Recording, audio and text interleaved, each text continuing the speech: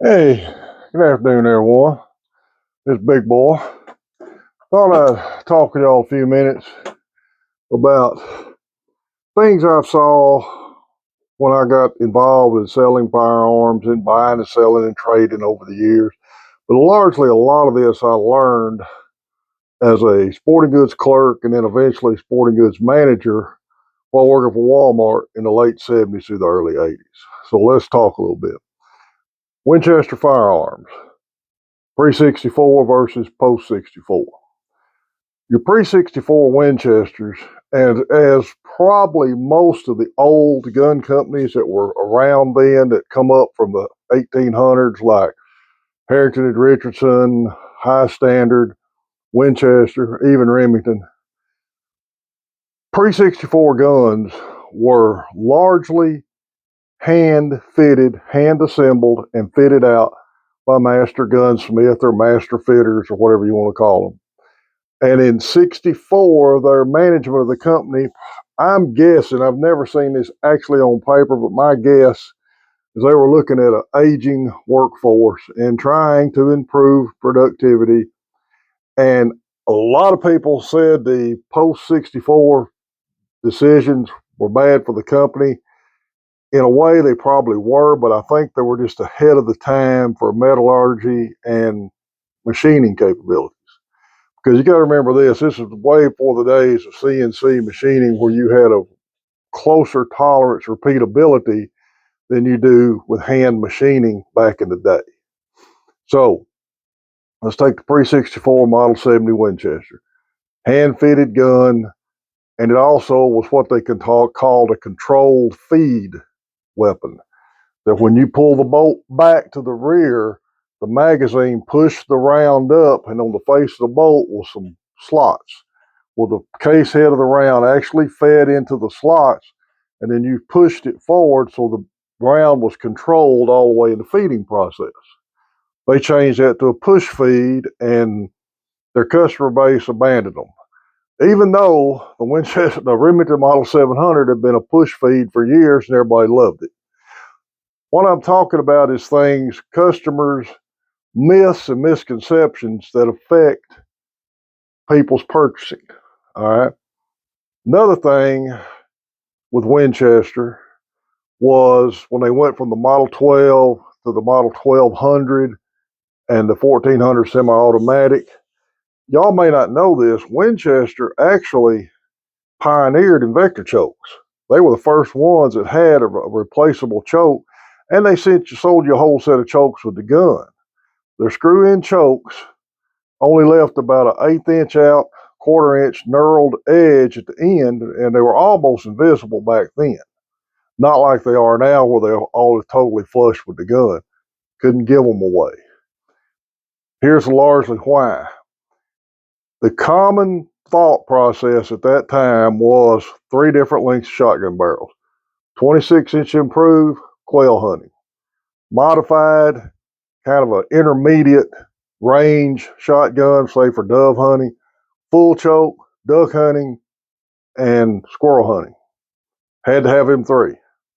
Could not, it had to be a 30-inch full. What that was based on, though, which you couldn't make anybody believe this, that was based on black powder shotgun shells. Those barrel lengths were based on black powder shotgun shells, requiring more time with the powder burning in the barrel to get the velocity up. But you couldn't convince anybody of that. I had a sales rep tell me, he said, a 24-inch barrel with invector chokes will shoot just as far as a 30-inch full, but you don't try to convince people that because they're not going to have it. They're not going to listen to it. I can't tell you how many times I've sold an 870 or 1100 and had to turn around and order an extra barrel for whatever other hunting they want to do with it. Although I had Winchesters on the shelf that had the chokes in them, couldn't give them away.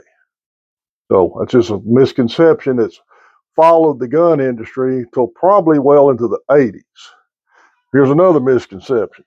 I've had people, oh, I got to have them 3 3/4 shells, 3 3/4 gram shotgun shells. Them are the hard hitting ones. They got a lot of powder in them. I had looked at a new box here lately I'm going to hold this up to the camera. And you see right there, what that says is 3 3/4 dram equivalent. What that means is a smokeless powder in that shell is equivalent to 3 3/4 grams of black powder. You didn't get 3 3/4 grams of smokeless powder. You got a powder charge equivalent to the same amount of black powder. Again, throwback from the old black powder shells, and could not convince people of that. You take, let's on the subject of chokes, a popular choke, and I think it was in the 30s, 20s, and 30s, and 40s up to the 50s, was a poly choke. This is an adjustable choke. You just screw this out, improved, modified, or full, wherever you want it at, and that's the way it was. A lot of people run under the misconception that the choke on a shotgun barrel is the full length of the barrel, which it's not. It's only in the last 3 or 4 inches of the barrel. That's it. Couldn't convince them of it. That's why Invector chokes eventually became the norm once people realized that's where the choke was. Couldn't tell anybody that. Mossberg shotguns. When I worked for Wal Mart in the 70s, a Mossberg 500 pump, we got them every year. We sold them for $99 a piece. We get 410, 12, 20, every once in a while 16, various barrel lengths. Sold them. I can't tell you how many times, oh, that's a kid shotgun, got that old aluminum receiver, it won't hold up. I'm going to get him this to get him started hunting. When he gets a little bigger, I'll get him a good 870 or 1100. That's all we sold them to, was people buying a first shotgun for a kid. I've got a Model 500 in this gun safe behind me that I bought in 78 that I bird hunted with for 20 years that has never failed me. So there's nothing to the fact that they're cheap made shotguns. They're just an inexpensive gun and compared at the time to an 870 or 1100. And everybody sees where Mossberg is at today. All right. When I was selling hunting ammo, there was still a lot of old military rifles out there that people were hunting with because they were inexpensive and they would kill a deer. Every year I had to make sure I kept 303 British, so a lot of that. There's a lot of people that use those. 8mm Mauser, 7mm Mauser. There was one guy in Clarksville that was still hunting with a 30-40 Craig. I kept a couple of boxes on hand for him every year. And this is going to sound racist, but the 7.7 Japanese used to come in a box from Remington marked 7.7 Jap, and I sold several of them every year because at the time there were $40, $50 guns. In the 60s, I've seen them as low as $15 a piece in ads, and inexpensive guns. 70s was a time that money was tighter, or either that or credit was a lot tighter. And if I sold a new 700 to somebody, I had a hard time selling scopes right then, fancy straps, zippered cases for them. And management started wanting to know why we wasn't selling enough accessories. So I started something. I would take a Model 700 and a popular deer caliber, put mounts on it, rings, put a good scope on it, put a nice padded leather sling on it, and a nice padded zippered case, total all the prices up, and put it as one price, and I would sell them. People would come in there and look at it and buy it like that. Now, a lot of your scopes back in the 70s were still made in Japan. Tasco is one that comes to mind. I don't like Tascos now. They went to China. They don't hold up. But in the 70s, Japanese Tascos, I'd have put them up against anybody's scope. I sold a lot of them, never had trouble with them. They were really good scopes, along with the older Bushnells that were made in Japan. You look at other gun companies we lost around the 80s. We lost High Standard. We lost Harrington Richardson. A lot of that was just simple capitalism, somebody making a better product cheaper. I know the High Standard Sport King was their cheapest 22 pistol. Y'all may think I'm crazy because I can remember these prices, but I can. I was selling for $127 a piece in 1976. Bill Ruger's 22 automatic, the Mark I standard model was 69 or 75 bucks. There you go, people was buying them and wasn't buying the high standards. Heritage and Richardson, I liked their company. They had a pretty good line of double action, single action, 22s. I think they actually had some 32s and some 38 Smith and Wessons in there.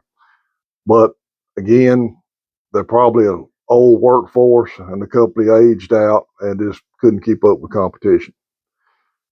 So you hear all these myths, misconceptions about different guns, different types of ammunition. I've had people tell me everything on the sun about what this bullet would do, what they've done with that bullet, and being a Walmart clerk, unless somebody told me they was going to do something dangerous, I never corrected them on anything. I disagreed with them because I was wanting to sell them something. I've had people tell me a 30-30 was the flattest shooting round in the world, which is not. Anybody that's hunted knows that. It's just a different time than we've got now. The last era, I think, of the really nice wood stocked rifles. To me, there's nothing prettier than a fine walnut stock on a well-made bolt-action rifle. Even the post-64 Model 70 Winchesters, to me, still had a good look about them. But again, they had that post-64 stigma on them, and wouldn't nobody touch them. It was unless we run them on a dirt cheap sale. In fact, the only time I can ever remember selling any of them was when we marked them down to quit carrying them, and they sold then. Um, what other misconception I was going to tell you all about? I didn't write this down. I'm going to give you a good source if you're just interested in studying firearms and a little bit of the history of them. This book right here, Blue Book of Gun Values. I buy these about every 2-3 years, and I keep the old copies because there's always information in the older one that might not make the new one. This book is based on major auction houses, what they sell each year. The prices in this book, I don't hold a lot of value in them because of political climate drives used gun prices, but a lot of information. In the back, there's a store brand crossover that'll tell you a lot of people were under the misconception that Sears actually made Ted Williams rifles or Sears had a gun company. Sears never had a gun company. The Ted Williams bolt action deer rifle that Sears sold was a post 64 Model 70 Winchester. They had a 30-30 that was a Winchester Model 94. A lot of their 22s were Mossberg, or some of their shotguns were J.C. Higgins, but they all had the Sears or Sears Ted Williams name on them with a model number specific to Sears. Same way with Revelation. There's a section at the back of that book called Store Brand Crossover. You look at the model number on a store brand gun, and then it'll tell you who actually made the gun. So there's a lot of really good weapons that were made for store brand, like Revelation, Western Auto, Monkey Wars. Even J.C. Penney's had a line of guns at one time.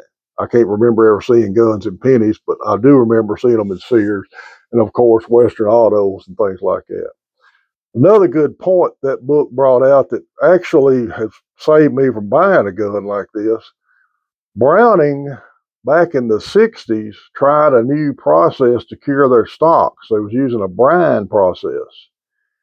What they didn't realize was down the road, that salt would go leaching out of them stocks on the inside where the barrel of the bolt action rode, the inside of the parts that you couldn't see, because a lot of people don't take the action out of a stock cleaning it, and would rust from the inside out.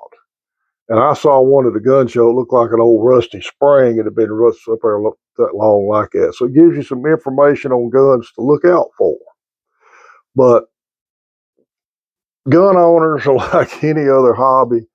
They'll always think their gun's the best, and they'll always have these misconceptions that they're going to. It's hard to convince them otherwise. So do your studying. Enjoy the Second Amendment. The Second Amendment there was for several reasons. I'm not getting political. on this channel, it was put in place. You'd always have the right to protect yourself. It's not about hunting. It never has been. But the Second Amendment can be fun. Sport shooting, target shooting, hunting, good family activities, but teach your kids and grandkids gun safety and stress it at all levels. I've done that with my grandkids, and I think I've got some good upcoming hunters and shooters and advocates of the Second Amendment. Guys, hope y'all enjoyed this little old walk down memory lane. I've been thinking about this for several days, and I think about things that I saw when I worked for the store up there, and all kinds of things like that, and things people's told me over the years. One other quick one. There was a well-renowned gun maker in Detroit, Texas, and I had the opportunity to meet him and talk to him a couple times before he passed, and I didn't really realize how renowned he was. I wished I had got to know him better. Named of Brian Chambliss. He would come in up here at Wal Mart and buy Model 700s off of me at the store and then take them back and rebuild them. And he had his own FFL, so he wasn't breaking any laws for anybody thinks that.